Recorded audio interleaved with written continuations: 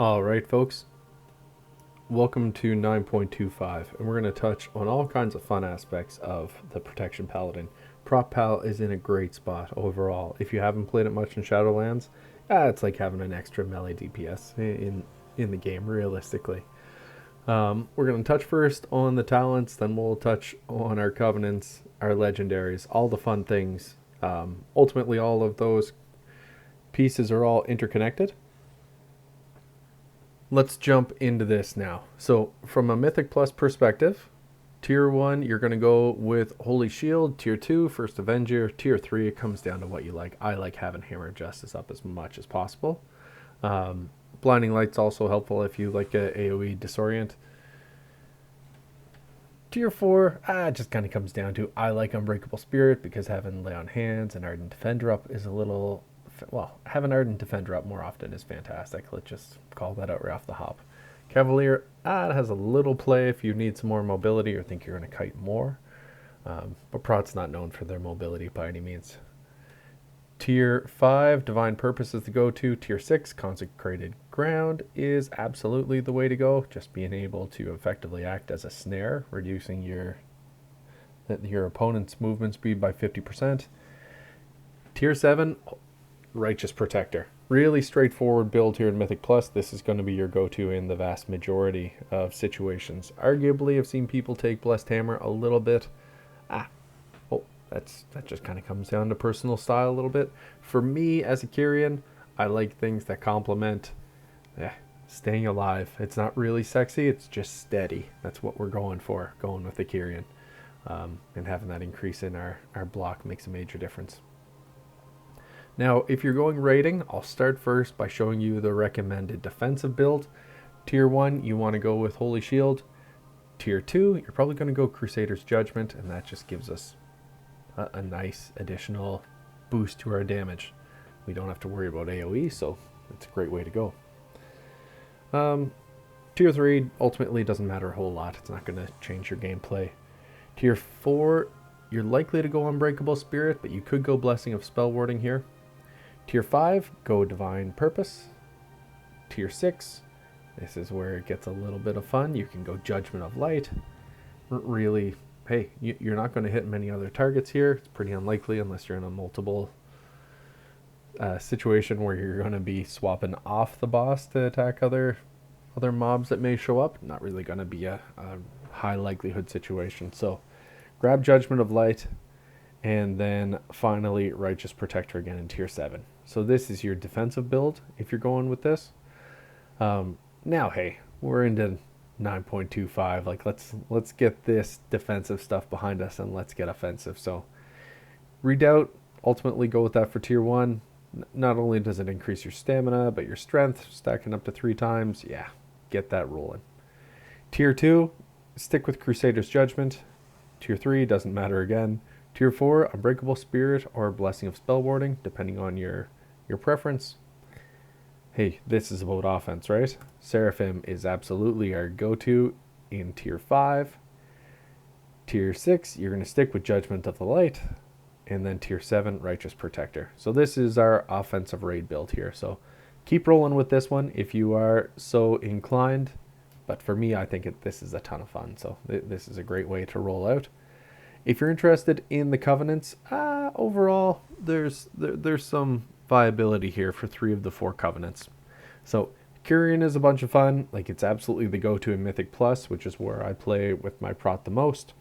Really being able to take advantage of Divine Toll, the Kyrian Legendary, is fantastic and gives you a bunch of play in terms of what your second Legendary is that you want to go with, whether it wants to be more of an offensive or a defensive approach. Necrolord is pretty attractive. Having Fleshcraft really just kind of complements, hey, an additional 40% absorb shield. That helps us out. It helps clear up any mistakes or cover them up that you may actually run into as a prop pal. It just kind of comes down in terms of what you want to roll with. Vanquisher's Hammer definitely has a little bit of viability that's here. And then, Door of Shadows over in Venthyr. That is pretty useless for us. Like, having a teleport is kind of cool, but Ashen Hollow is absolutely the difference maker. So it's definitely the most popular and preferred option that exists out there. So keep that in mind. I have seen some arguments about groups, like different compositions, rolling with the Night Fae and going with more of the Blessings of the Seasons approach. Yeah, if you can get the buff from Blessings of Summer on, like, a high-end Fire Mage, you'll absolutely see some boss like really take some serious damage here. Blessing of Summer, great just not only on single target as well, really good on AoE. Spring and Autumn are really good in terms of raid damage. Like, it's a great approach, what I'll say from that perspective. Jumping over to Legendaries now. So ultimately your Covenant choice, one of the three there, will allow you to get to choose what you want the rest of your play style to go with. So for me personally, I really enjoy the Mad Paragon. I like having basically an increase to the damage of my Hammer of Wrath. That got probably introduced to us a little bit in Torghast if you ran much of that earlier in the expansion. And it's fantastic having a prop pal that pumps. Alternatively, you can go with Bulwark of Righteous Fury. Being able to buff the damage of your Shield of Righteous by 30% makes a solid difference here.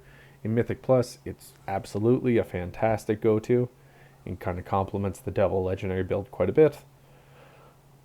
Alternatively, you can look at the Magistrate's Judgment or Radiant Embers. Radiant Embers is really great when you've decided or made the commitment. Yeah, I'm going to be Venthyr.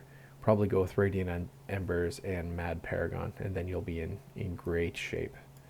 That's probably going to be the recommended go-to from a rating perspective. Ultimately, Kyrian is the go-to from a Mythic Plus perspective, so load up on that. What we didn't spend much time touching on, and I'll mention it now. If you have been paying much attention to what's coming at us here in Shadowlands in the last, since 9.2 dropped realistically, you will see that there's been a fantastic amount of work that's gone on to get our tier sets back. So overall, prop pals, it's not super sexy, but it's not super terrible. Like, we're just in a great spot from a damage throughput perspective. And when you get the 2-set bonus, that basically allows you to cast your Shield of Righteousness. And every time you do so, you increase your block chance by 4%, and that can stack up to 3 times. So cool. You're getting basically free 12% increase in your block chance as long as you're casting your shield, which let's be honest, you'll always be casting your Shield of Righteous. So really kind of complementary approach and a great way to mitigate a bunch of physical damage. Alternatively, with the tier 4 set, when you do take damage, you've got a chance basically to block or take 100% of that damage that you did just block and direct it back to your attacker, which is always ultra gratifying, and you'll see it show up as some pretty hefty spikes here in your overall damage. So just great from an overall throughput perspective. And hey, like I said again, Prot is just pumping. Like, even under geared, it's a lot of fun right now to play, and ultimately in one of the better areas if you can line up your Divine Toll. If you're going Kyrian like I did, with your trinkets, you'll find that there's just a huge amount of synergy there once you're able to line up that damage. Alright folks, drop it in the comments. Let me know what I hit, what I missed on, what I can do better, and I'll talk to you all soon. See ya.